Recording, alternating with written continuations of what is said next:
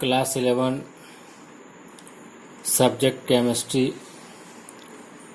ये सेट 1 का कुछ इम्पोर्टेंट प्रश्न है जो कि JCRT द्वारा मॉडल सेट के रूप में निकाला गया था। ये प्रश्न बहुत ही इम्पोर्टेंट प्रश्न है। जैक बोर्ड द्वारा जल्द क्लास 11 की परीक्षा ली जानी है। उम्मीद करता हूँ कि ये प्रश्न एग्ज़ाम में आएंगे। देखिए, ये कुछ इम्पोर्टेंट प्रश्न इस प्रकार से है। क्वेश्चन नंबर 1, स्थिर ताप पर गैस की निश्चित मात्रा का दाब उसके आयतन के व्युत्क्रमानुपाती होता है, यह कौन सा नियम है?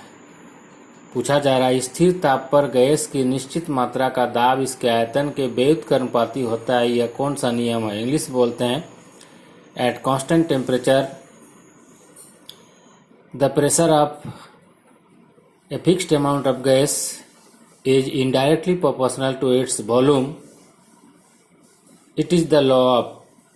यहाँ पर 4 ऑप्शन दिए गए हैं। पहला यानी ए में है बॉयल का नियम, बी में है चार्ल्स का नियम, सी में आदर्श गैस समीकरण और डी है एवोगाड्रो का नियम।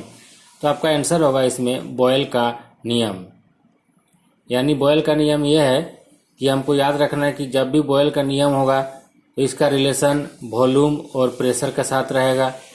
तो ये जो भी है ये आपका 1/P होगा इस प्रकार से, यानी जो गैस का वॉल्यूम होगा, या उल्टा भी कर सकते हैं 1/V, यानी गैस का जो दाब होगा निश्चित तापक्रम या निश्चित स्थिर तापक्रम पर इसका आयतन के इनडायरेक्टली प्रोपोर्शनल होता है। तो इस प्रकार से इस पहला का आंसर होगा आपका बॉयल का नियम। दूसरा प्रश्न देखिए, दूसरा प्रश्न है PV = nRT, जहाँ P है प्रेशर, V है वॉल्यूम, N है नंबर ऑफ मोल, R है यूनिवर्सल गैस कांस्टेंट या गैस कांस्टेंट, T है टेम्परेचर।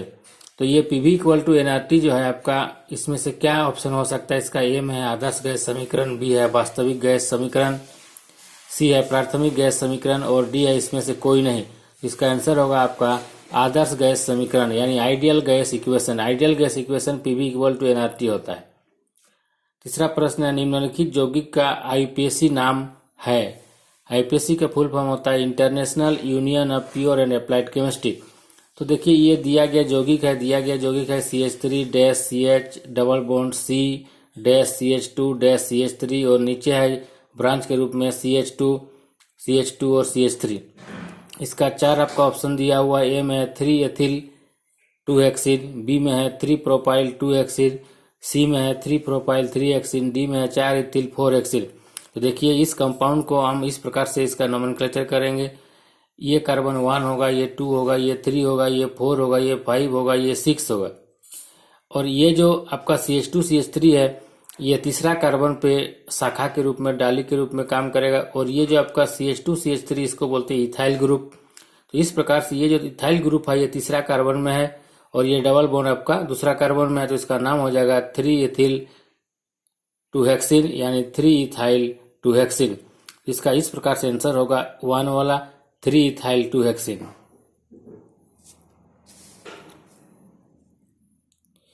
इनमें से कौन इलेक्ट्रॉन रागी है? इलेक्ट्रॉन रागी का मतलब होता है इलेक्ट्रोफाइल। देखिए, इसका 4 ऑप्शन दिया हुआ है। A H2O, B NH3, Cl Cl3 और D है C2H5NH2। यानी पहला है जल, दूसरा अमोनिया, तीसरा एल्यूमिनियम क्लोराइड और चौथा है आपका इथाइलेमिन। पूछ रहा है कि इनमें से कौन आपका इलेक्ट्रॉन रागी है। इलेक्ट्रॉन रागी का मतलब होता है इलेक्ट्रोफाइल। सबसे पहले हमको जानना है कि इलेक्ट्रोफाइल क्या है। तो इलेक्ट्रोफाइल का मतलब होता है वैसा स्पीसीज जिसमें प्लस चार्ज रहेगा और उसमें इलेक्ट्रॉन की सख्त कमी होगी। तो यहाँ देखिए, आंसर होगा आपका LCl3। LCl3 इसलिए होगा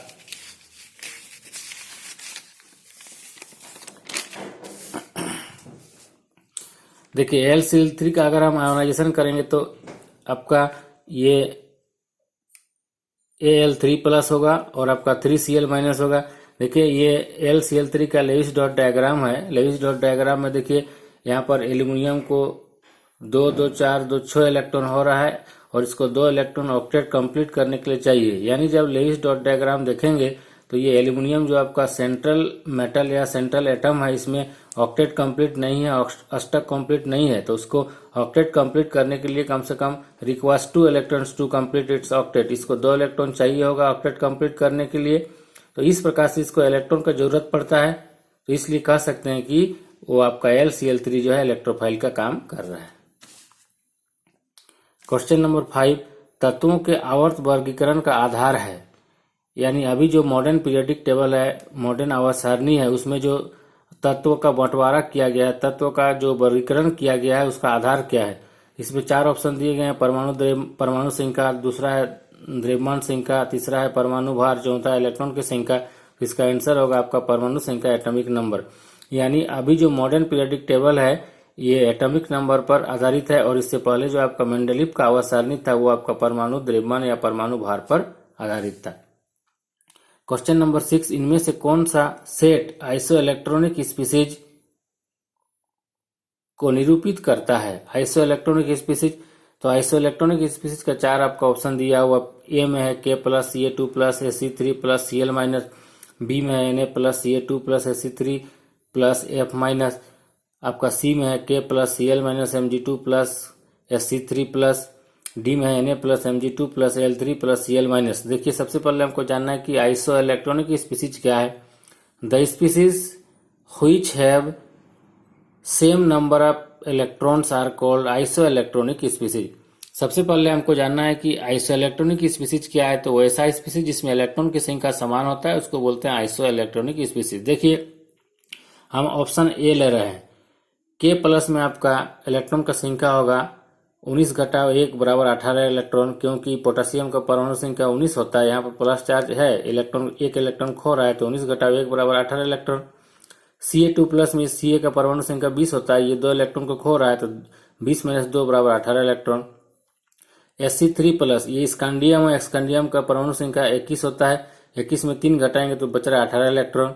ये Cl- है, ये 17 और माइनस मतलब 1 इलेक्ट्रॉन ले रहा है क्योंकि एक नेगेटिव चार्ज है, 17 18। इस प्रकार से यहाँ K+Ca2+Sc3+Cl- में सब में इलेक्ट्रॉन का संख्या 18 है, इसको इसलिए बोलते हैं आइसो इलेक्ट्रॉनिक स्पीसीज। तो इसका आंसर होगा आपका ए। निम्न में से किस आयन का आकार सबसे बड़ा है। यहाँ 4 ऑप्शन दिया हुआ है, पूछ रहा है कि इसमें से कौन सा आयन का आकार सबसे बड़ा है। यहाँ 2 प्रकार का आयन है, धन आयन और कैटायन, यानी पॉजिटिव चार्ज और नेगेटिव चार्ज। देखिए पहला है Mg2+, दूसरा है O2-, तीसरा L3+ और चौथा है F-। तो आयन का आकार सबसे बड़ा कौन है, इसको जानने के लिए हम सबसे पहले लेते हैं Mg2+ को। देखिए Mg2+ में प्रोटॉन का संख्या 12 होगा, इलेक्ट्रॉन का संख्या 10 होगा। O2- में इलेक्ट्रॉन का संख्या 10 होगा, प्रोटॉन का संख्या 8 होगा। L3+ में प्रोटॉन का संख्या 13 होगा, इलेक्ट्रॉन का संख्या 10 होगा। F- में इलेक्ट्रॉन का संख्या 10 होगा और प्रोटॉन का संख्या 9 होगा। यानी सब में इलेक्ट्रॉन का संख्या 10-10 है, लेकिन अंतर है आपका प्रोटॉन का। तो सबसे कम प्रोटॉन आपका किसमें है, O2- में। तो प्रोटॉन का संख्या कम होने से ये क्या करेगा, जो इलेक्ट्रॉन को अपनी ओर जो है वो कम मात्रा में खींचेगा, जिसके चलते इसका साइज घटेगा नहीं बल्कि बढ़ेगा। इस प्रकार से आंसर होगा आपका बिगेस्ट साइज, यानी 2 आंसर होगा आपका O2-।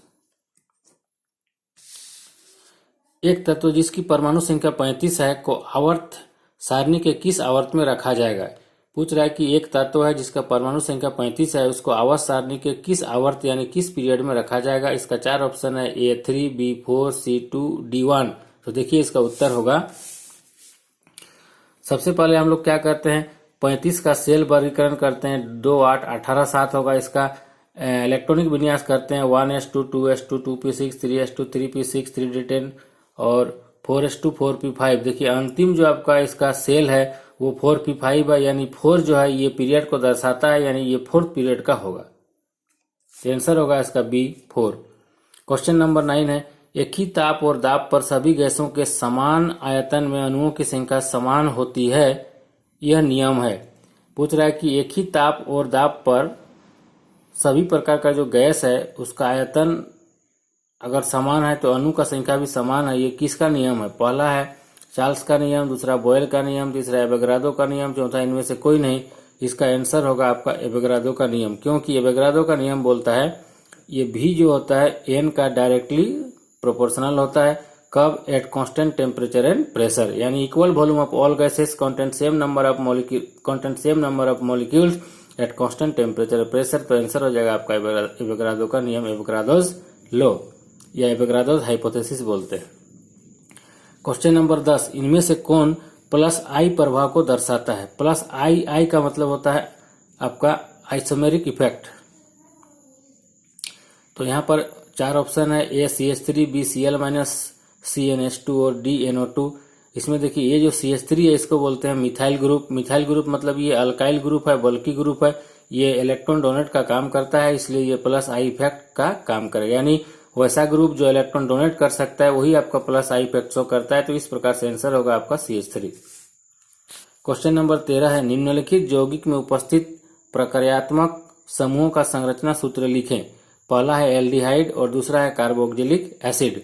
बोल रहा है कि ये जो 2 प्रकार का यौगिक दिया है इसमें किस प्रकार का आपका फंक्शनल ग्रुप प्रक्रियात्मक समूह है उसका संरचना बनाइए। तो देखिए आपका संरचना